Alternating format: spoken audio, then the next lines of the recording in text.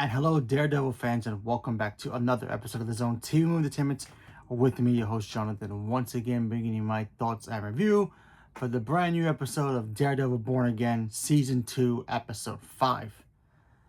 And this episode, is sponsored by Mercy.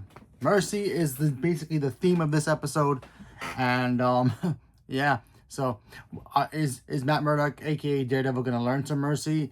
And what's gonna happen here?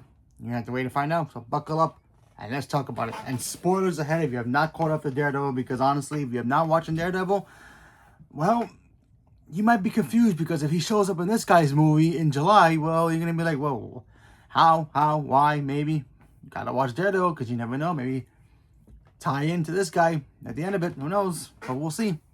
Okay, so last week's episode was probably the best episode yet, and it ends with Vanessa being in the hospital. Now we all know that Fisk, his whole world is, besides being in power and all that good stuff, is his wife Vanessa. She's his whole world.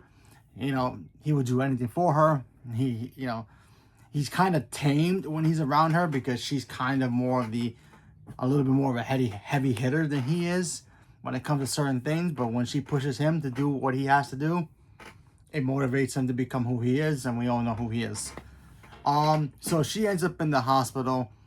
She's like clinging for her life. She gets flashbacks of the day she ran an art gallery and she first meets Fisk, and we all get to see that great stuff.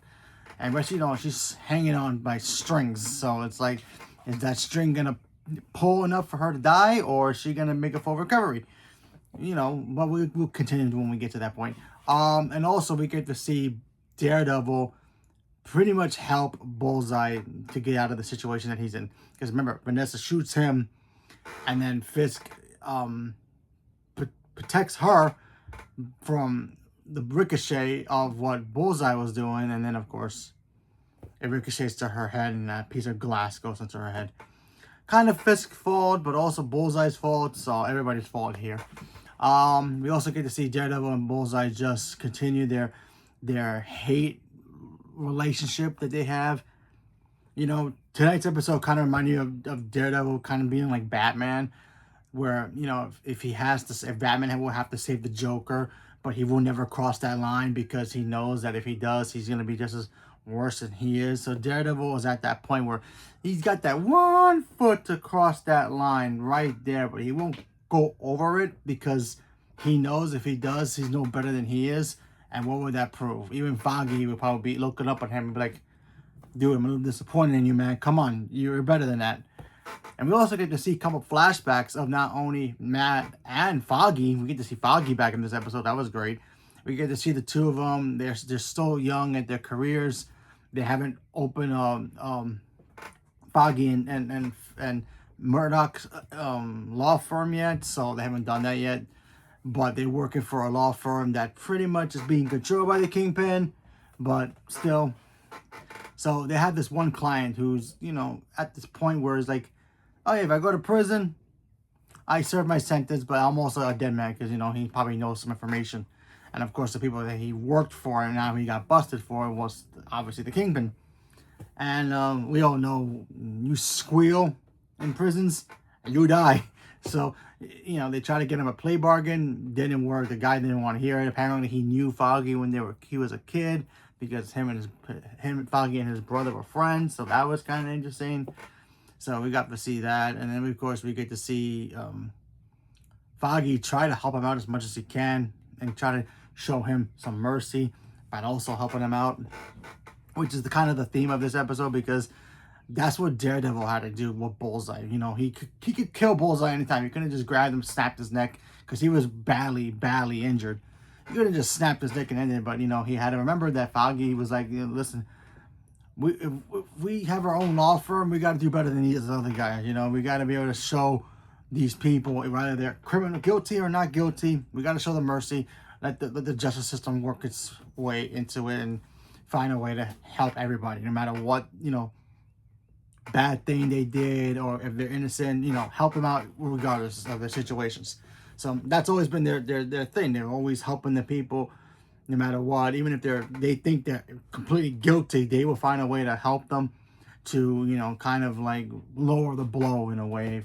So Matt pretty much had to learn that the hard way, because you can just tell from watching him in this episode, he wants to kill Bullseye so badly, just to get revenge for what happened to Foggy. And we all know that Matt's smart. He knows that, if he does this, it's gonna make him feel worse. It's gonna make him feel worse. I think from Batman Forever, like one of the best lines that Batman ever said in that movie was the fact that no matter how many times you kill somebody, the faces will change and change and change and change, but the nightmare will continue to keep going. So I'm pretty sure that if Matt killed Bullseye in this episode, he will see him in his face and keep going. Then what will stop him from trying to kill Kingpin if something happens to Karen or something, or somebody else that Matt likes? Maybe he'll go after Kingpin and kill him too, and it will just continue being a cycle of him killing people. So Foggy says that, we got to show mercy to everybody no matter what. So Matt knows that for a fact. So he's just like, I want to kill you for what you did to my boy, but I can't. And then, of course, it ends, their scene of the episode of just him taking him to Karen. Now, Karen's a different person, so Karen will probably kill Bullseye before, Matt gets the chance to explain why he's there. So, he's got to make sure he protects her so she doesn't go down that dark path too. So, that's going to probably be next week's episode, but yeah. And, of course, this episode does end with Vanessa supposedly dying officially, because she was not dead, well, in the start of this episode, and we got to see her away, kind of like loose a little bit, because every time you see Vanessa come into screen, you get the goosebumps feeling that, yeah, this woman's very dangerous. No matter what she says or does, she just has a very unique way of doing things. But in this case, when she was lying in her hospital, she felt very sweet and innocent, kind of like the time when Fisk first met her. He thought she was sweet and lovable and nice, and before she went and turned on that switch, yeah, the switch did not turn on. She was pretty much stable, like normal in a way, but then of course something happens and then she goes flatline, but we don't know what happened to her. The doctors were working on her, and then it just ends. So, but we still hear the beep beep. So is she dead, not dead? Depending, we have to wait to see what happens next week. If she is dead, all hell's about to break loose in this show. But yeah, but who knows. We also get to see in this episode Fisk's I guess his little intern guy. Apparently he's working for BB, who's been trying to be the voice for the people of New York, wearing a Fisk mask, and she's apparently using him, but he doesn't know that, but he likes her. So he's starting getting to the point where it's like, oh, are they gonna find out about me being kind of a stool pigeon in a way without actually being a stool pigeon? So it's like, yeah, and then we get a cool moment where he's in a car with Fisk's like top guy, and he thinks he's gonna get whacked. He thinks he's gonna be taken out because he sees the dude buy a shovel and I guess a electric saw, I think it's called. I don't know what that machine's called, but it's like a little saw that has like an electric blade on it. Either way, so he thinks, okay, I'm gonna die, and then apparently he has somebody else on the trunk at the end of it. So I thought that stuff was kind of cool. Goodfellas vibe to it. Godfather vibes, because you get to you get those mobster shows and movies where it's like, oh yeah, you may be the rat that they're looking for, and you just sweating bullets driving the car, and they're telling you to shut up and just keep driving till you get to a point where it's like nothing but forest, and it's like, I'm dead, and then you find out somebody else, and you breathe normally. It's like, whew. But I thought that stuff was cool. So yeah, so he survives for now.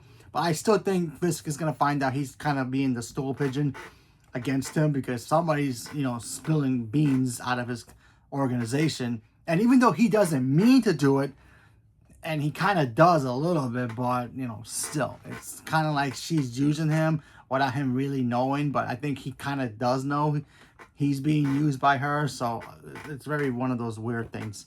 But still, very good episode. I enjoyed it. Yeah, so hopefully we'll find out what really happened to Vanessa. I think she's dead. I think Vanessa officially dies in this episode. and she's gone now, and then next week's episode is going to be all chaotic. And I'm still waiting for the Jessica Jones appearance, but we shall see when that drops. Maybe that's next week or the week after. Who knows? But I'm very excited to see what happens next. So leave me a comment below. Let me know what you guys thought. Do you guys think Vanessa's dead? Do you think she's not dead? Do you think she'll make a full recovery? Do you think if she is dead, Fisk is gonna go crazy? Whatever it is, leave me a comment below. Let me know. Stay tuned for more. Thank you very much, and have a good day.